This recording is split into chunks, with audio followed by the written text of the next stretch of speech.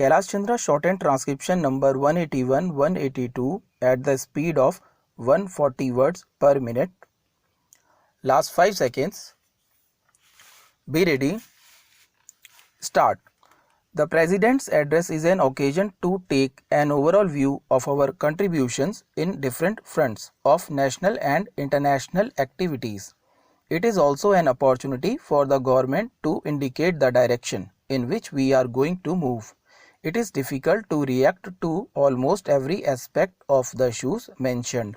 Precisely for that reason, I would like to highlight some limited areas.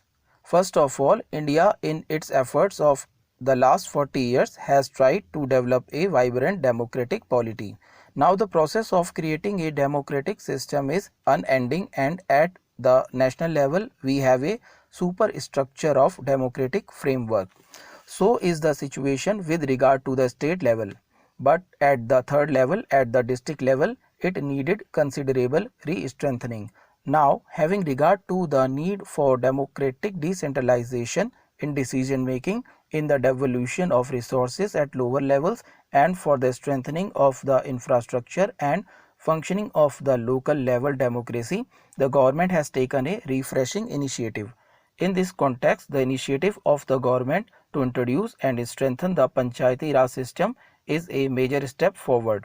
India has known the Panchayat system right from the beginning, from the pre-independence period as well. In the post-independence period, several efforts have been made to strengthen this institution, but for one reason or the other, it has not been able to get a sound footing and acquire the vibrance that is required in the working at that level. On some pretext or the other, in different parts of the country, elections have been postponed or local bodies have been disbanded, and administrative control from the executive side has been strengthened. This has led to a situation where the distance between the common man and the government has widened. This has further led to a process where there has been an alienation at the grassroots so far as beneficiaries of one or the other of government programs are concerned. When we are trying to give the country a trial in the development process, the success depends on what opportunities we provide for the people to influence the decision making. What are the points for democratic contribution with regard to the things which are uppermost in their thinking? Now you have the electoral process, whether it is the parliament or it is the state assembly. In every sphere of national issues, the constituencies at the village level get lost. The same is the story with regard to the MLAs and members of parliament. They make laudable contribution in the national life, but the overwhelming character of the spheres of areas in which they operate does not allow sufficient justice to the local system, and the electoral process does not do full justice through the central and state level processes to the local level problems. To that extent, the opening and strengthening of a third tier at the local level, the district level, is the only and inevitable solution to the problem of strengthening the grassroots of the democratic process. But the democratic process will not work through the political process only. It requires a solid economic component, and the very fact that we are now emphasizing the district level planning is a step forward in the right direction. We have seen 7 plan periods of development since 1951. We are at the end of the 7th plan, and the 8th 5-year plan is beginning to take shape. But in that process, what has been the contribution of people through their views and resources for development in the plan programs, or of those who are at the receiving end of whatever plan programs have been launched, has been an open question. It is not surprising that the delivery cost of development programs has been getting out of hand. Almost 80% of the project cost is delivery cost only, and just 15 to 20% gets left for the benefit of the receiving end. Also, the priorities when we look from the national or state level tend to differ radically from the perceptions of the people at the district level.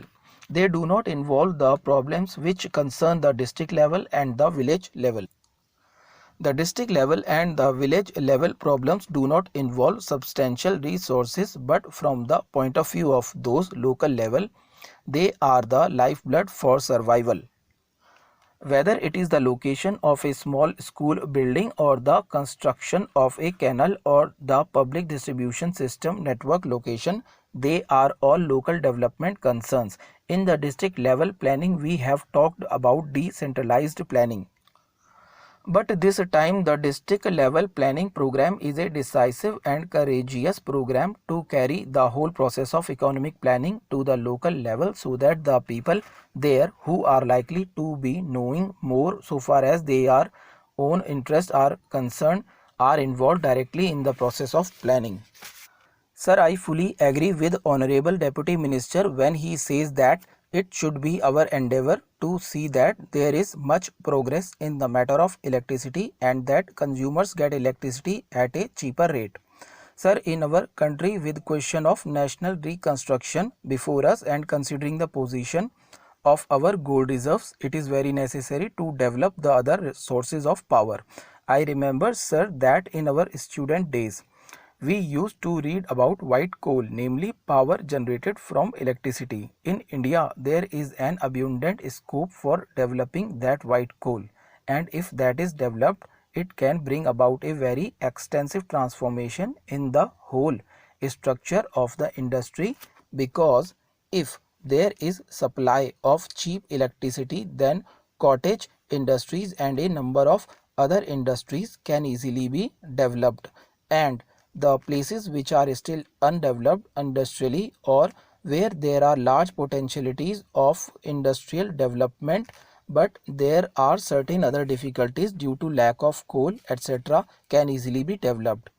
So, sir, from the industrial development point of view and from the point of view of developing cottage and other industries, as also from the point of view of the employment potential which is connected with these industries, it is very necessary that progress should be made in the development of electricity.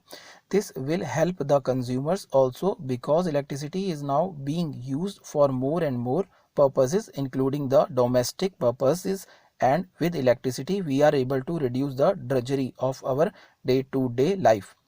But sir, there are certain other factors which should also be taken into consideration when we are considering the question of developing these things.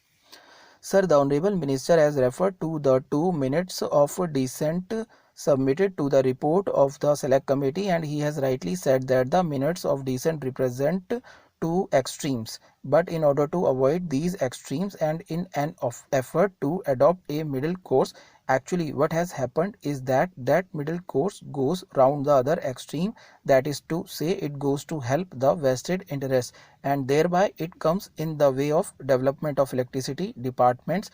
So take for instance the question of electricity development, when the different stations under the DVC scheme were all intended to produce electricity. I have heard that the rate of electricity supplied is very high. The cost of production is much less, but the rate charged from the consumer is very high. And what are the reasons behind all that? One of the reasons I think is that in that locality many of the industries are owned by the Anglo-Indian companies, and they have their own resources for generating electricity. So in that whole industrial areas, there is no scope for utilizing electricity from that station. Therefore, other outlets for the utilization of power generated from the DVC stations are to be sought. It is no doubt good that there is a proposal to run electric trains over the suburban line to Calcutta. That is no doubt quite good, but the question is that these private interests who have got a monopoly there are also coming in the way of development of the electricity departments. I might submit, sir, that the development of these stations, particularly the electric power generating stations, was undertaken without a proper assessment of the possibilities there. Secondly, sir, he has said that it should be our intention to see that the consumer gets electricity at a lower rate, but the industrialists do not feel shy to invest their capital and their resources, because they feel that their investments are secure. They think that their profits are reasonable. Now, sir, we know that reasonableness or otherwise of the amount of profit is looked at by the industrialist from a different angle. We have to see what is reasonable from the point of view of the nation or from the point of view of the consumers, and what is the reasonable from the point of view of the nation is not reasonable from the point of view of the industrialist. So in a concern like this, in an undertaking like this, which is a public undertaking, the consideration of what is reasonable from the point of view of industrialists should not be the prime consideration. The prime consideration should be the development of electricity undertakings and making electricity available to the consumers at a cheaper rate. In the Calcutta area, sir, the supply of electricity is in the hands of the General Electric Company. Its period of license has been extended further, and the government proposes to supply electricity from DVC to Calcutta and the other area through that company. I don't understand this procedure itself. I feel that in the case of this vital sector, any control by such companies like the General Electric Company is detrimental to the further development of this process. Stop.